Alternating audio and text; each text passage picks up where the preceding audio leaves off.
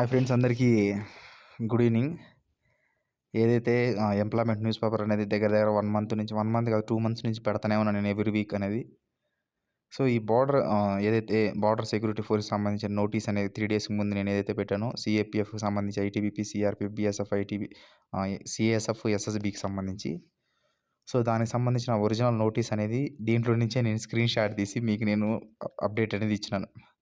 So ఎవడైనా సరే నార్తోడైనా లేకపోతే సౌతోడైనా ఎవరైనా సరే ఇందులో నుంచే స్క్రీన్ షాట్ తీసి ఇవ్వాలంతే. సో ఇందులో నుంచి నేను మీకు స్క్రీన్ షాట్ తీసి నేను పెట్టినాను అందులోనే. సో ఇప్పుడు దాని గురించి డీటెయిల్డ్గా మొత్తం ఫుల్ డీటెయిల్స్ అనేది మీకు చెప్తాను క్లారిటీగా. ఇంకా ఎస్ఎస్బికి సంబంధించి ఇంకా చాలా రకాల వేకెన్సీస్ ఉన్నాయి. వాటిలో మెయిన్ ఇంపార్టెంట్ ఏంటి మీకు చెప్తాను. తర్వాత ఈ పీడిఎఫ్ పూర్తిగా మళ్ళీ మీకు టెలిగ్రామ్ ఛానల్లో ఇప్పుడు పెడతాను. ఒకసారి ఓపీగా చూసుకున్నారంటే మీరు దేనికి ఎలిజిబుల్ ఉన్నారు దానికనేది అప్లై చేసుకోండి. ఇందులో ఇక్కడ చూడండి, ఎంప్లాయ్మెంట్ న్యూస్కి సంబంధించి border security force the short advertisement for director recruitment of assistant sub inspector and stenographer, combatant stenographer మరియు head constable ministerial, combatant ministerial and central armed police force CAPF and warrant officer, personal assistant and havildar clerk, Assam rifle examination 2024 అన్నమాట. So ఏదైతే inspector assistant sub ఇన్స్పెక్టర్కి సంబంధించిన stenographer, combatant stenographer, head constable ministerial, combatant ministerial, next వచ్చి warrant officer, తర్వాత havildar క్లర్క్కి సంబంధించే vacancy, ఇన్ని రకాల vacancies అనేది రాబోతున్నాయి. ఈ 3-4 డేస్లో మీకు ఒరిజినల్ నోటిఫికేషన్ బిఎస్ఎఫ్ వెబ్సైట్లో రాబోతుంది. మన టెలిగ్రామ్ ఛానల్లో ఫస్ట్ అప్డేట్ ఇస్తాను. దీనికి సంబంధించిన అప్లై ఆన్లైన్ డేట్ వచ్చి ఈ నెల 9వ తేదీ నుంచి ఆన్లైన్ డేట్ అనేది స్టార్ట్ అవుతుంది. రేపు నెల 8వ తేదీ వరకు అయితే జూలై 8 క్లోజ్ అయితే అయిపోతుంది అనమాట. సో ఇది వాళ్ళు ఇచ్చిన డేటా మొత్తం. ఇందులో మీరు అప్లై చేసుకోవడానికి recruitment.bsf.gov.in అయితే మీరు అప్లై అనేది చేసుకోవాలి. ఇందులో వేకెన్సీస్ డీటెయిల్స్ అనేది మీకు ఆల్రెడీ చెప్పినాను, ఇంకోసారి బాగా చెప్తాను చూడండి.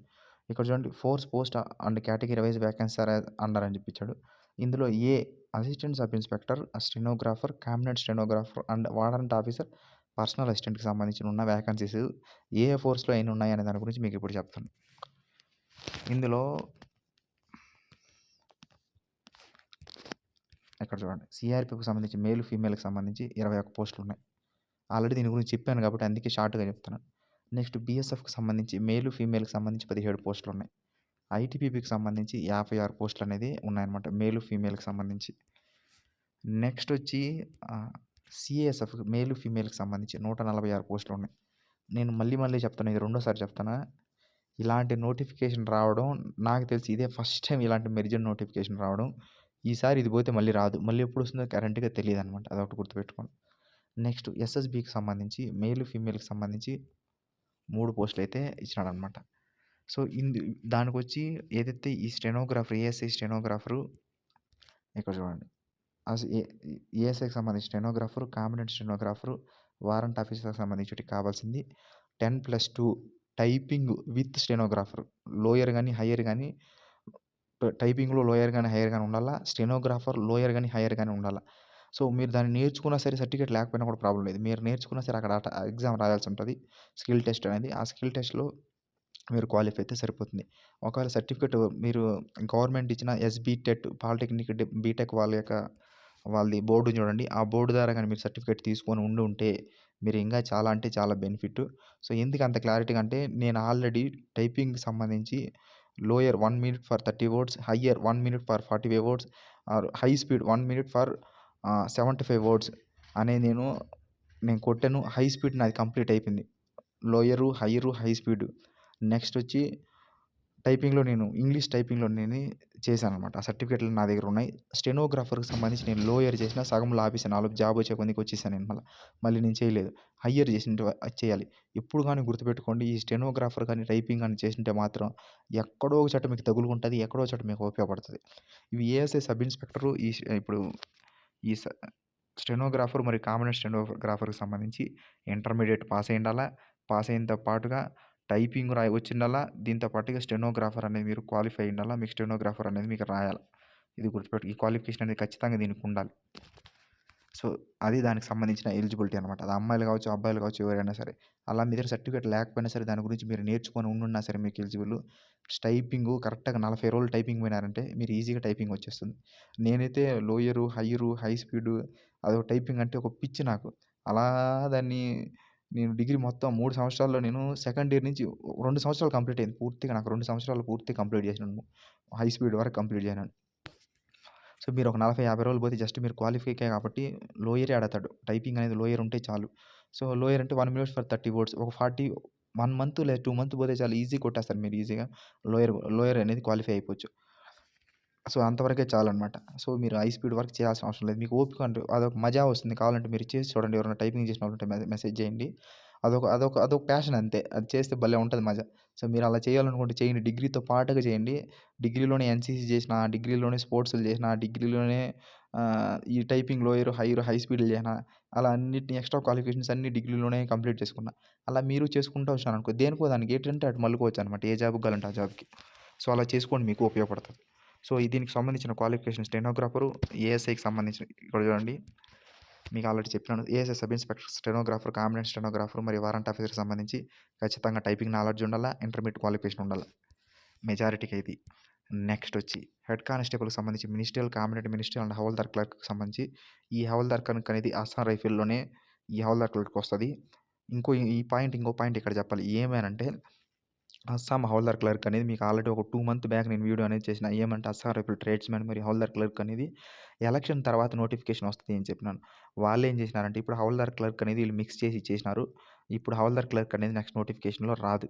ట్రేడ్స్‌మెన్ అనేది ఒక 1 మంత్, 1 ½ మంత్‌లో మీకు ట్రేడ్స్‌మెన్ అస్సాం రైఫిల్‌కి సంబంధించిన నోటిఫికేషన్ అనేది మీరు చూసుకోవచ్చు. వస్తుంది ఖచ్చితంగా 100%. సో, ఈ పోస్టులు అనేది ఇంతే. ఇంతకు మించి హవల్దార్ గురించి ఇంకా ఆలోచించొద్దండి. ఇవే పోస్టులు. ఒకవేళ పెంచినా, తగ్గించినా ఏదైనా జరుగుతుందే గానీ నెక్స్ట్ సెపరేట్‌గా అయితే హవల్దార్ క్లర్క్ అనేది రాదు. ఇప్పుడు ఏదైతే మిక్స్డ్ నోటిఫికేషన్ ఇలాగ వచ్చిందో నెక్స్ట్ వచ్చే ఇంకా ఫ్యూచర్‌లో వచ్చే నోటిఫికేషన్‌లు కూడా ఇదే విధంగా మిక్స్డ్ నోటిఫికేషన్‌లు వస్తాయి. ఫ్యూచర్‌లో యూనిఫార్మ్ ఒకేలా మొత్తం అన్ని ఫోర్సులు కలిపి యూనిఫార్మ్ ఒకటే అవ్వబోతుంది. సాలరీ విషయాల్లో కూడా డిఫరెన్స్ ఏముండదు. ఒకేలాగా అనేది ఉంటదనమాట. సో, ఇప్పుడు ఆ! ఈ head constable ministerial, combatant ministerial and havildar క్లర్క్‌కి సంబంధించి సీఆర్‌పీఎఫ్ మేల్, ఫీమేల్‌కి సంబంధించి 282 పోస్టులున్నాయి. ఇదొక మినీ జీడీనే. ఈ అవకాశం మళ్ళీ మళ్ళీ రాదు. నెక్స్ట్ బీఎస్ఎఫ్‌కి సంబంధించి హెడ్ కానిస్టేబుల్, కాంబినెంట్ మినిస్ట్రియల్‌కి సంబంధించి 302 పోస్టులున్నాయి. సో, నెక్స్ట్ ఐటీబీపీకి సంబంధించి మేల్, ఫీమేల్ ఇద్దరికి కలిపితే 167 పోస్టులు 163 ఉన్నాయి. నెక్స్ట్ సీఏఎస్ఎఫ్‌కి సంబంధించి 496 పోస్టులున్నాయి. 496 నెక్స్ట్ వచ్చి ఎస్ఎస్‌బీకి సంబంధించి 5 పోస్టులున్నాయి. నెక్స్ట్ అస్సాం రైఫిల్‌కి సంబంధించి క్లర్క్ 35 పోస్టులున్నాయి. వీటిలన్నిటిలో కంటే మెజారిటీగా సూపర్‌గా ఉండే జాబ్ ఏమంటే అస్సాం రైఫిల్‌కి సంబంధించిన హవల్దార్ క్లర్క్‌కి ఎక్సలెంట్ జాబ్‌లు, ఫెసిలిటీస్ సూపర్‌గా ఉంటది. సో, అస్సాం రైఫిల్‌కి సంబంధించి మాత్రం వదులుకోవద్దండి. సో, ఏమంటే యూనిఫార్మ్ ఆర్మీ కలర్‌లో ఉంటది. కొంచెం అదొక ఇష్టం అనమాట. మనోళ్ళందరూ ఎక్కువ లైక్ చేస్తా ఉంటారు. సో, ఇప్పుడు ఎక్కువగా ఈ అస్సాం రైఫిల్ హవల్దార్ క్లర్క్ అని సెపరేట్ నోటిఫికేషన్ ఇస్తున్నాడు కాబట్టి దాని మీద ఎక్కువ ఇంట్రెస్ట్ చూపిస్తారు. సో, బావుంటాయి ఈ జాబ్‌లు గూడా. సో, మిగతావి కూడా బావుంటాయి. అప్లై చేసుకోండి. ఉన్న పరిస్థితుల్లో ఏ జాబ్ వచ్చినా సరే అదో అమృతం లాంటిది అంతే ఇప్పుడున్న పరిస్థితుల్లో. సో, దీని క్వాలిఫికేషన్ వచ్చి ఏదైతే ఈ హెడ్ కానిస్టేబుల్‌కి సంబంధించిందో వీటి క్వాలిఫికేషన్ వచ్చి 10+2 అంటే ఇంటర్మీడియేట్ తర్వాత టైపింగ్ ఉండాల. దానికొచ్చి 10+2 విత్ షార్ట్ హ్యాండ్ ఉండాల. షార్ట్ హ్యాండ్ ఉంటే దానికనేది మీరు ఎలిజిబుల్ అనమాట. ఇప్పుడు నెక్స్ట్ వచ్చి దీని యొక్క నెంబర్ ఆఫ్ వేకెన్సీకి tentative and decrease any times stage of recruitment process due to the administration అది చెప్పాను ఆల్రెడీ. వేకెన్సీ మేము పెంచొచ్చు, తగ్గించొచ్చు అనేది. వేకెన్సీస్ పెంచడాలే కానీ తగ్గించడాలు ఉండదు. ఖచ్చితంగా పెరిగే ఛాన్స్ అనేది ఉంది. ఈ 10% వేకెన్సీ అనేది ఎక్స్ సర్వీస్ మ్యాన్‌కి అనేది ఇస్తారు. సో, మీరు క్వాలిఫికేషన్ అనేది మీకు అర్థమైంది అనుకుంటున్నా. ఇందులో రన్నింగ్ ఏమి ఉండవు. మీరు మంచి మార్కులు వస్తే first stage, second stage, third stage అనేది ఉంటదన్నమాట. ఎగ్జామ్ కంప్లీట్ అయిపోయిన తర్వాత సో మళ్ళీ మీకు హైట్, వెయిట్ పీఎస్టీ ఉంటది. అది అయిపోయిన తర్వాత మళ్ళీ మీకు టెక్నికల్ ఎగ్జామ్ ఉంటది. టైపింగ్‌కి సంబంధించిన ఎగ్జామ్ ఉంటుంది. తర్వాత ఫైనల్ మెరిట్ లిస్ట్ అనేది మెడికల్ తర్వాత ఫైనల్ మెరిట్ లిస్ట్ అనేది ఉంటదనమాట. సో, మళ్ళీ నోటిఫికేషన్ ఇస్తాడు. మళ్ళీ ఏమైనా చేంజెస్ చేస్తే మీకు చెప్తాను నోటిఫికేషన్‌లో. సో, ఇది ఇక్కడ చూడండి రిక్రూట్మెంట్ దీనికి సంబంధించి ఒక వెబ్‌సైట్ అనేది ఇచ్చినాడనమాట. ఇందులో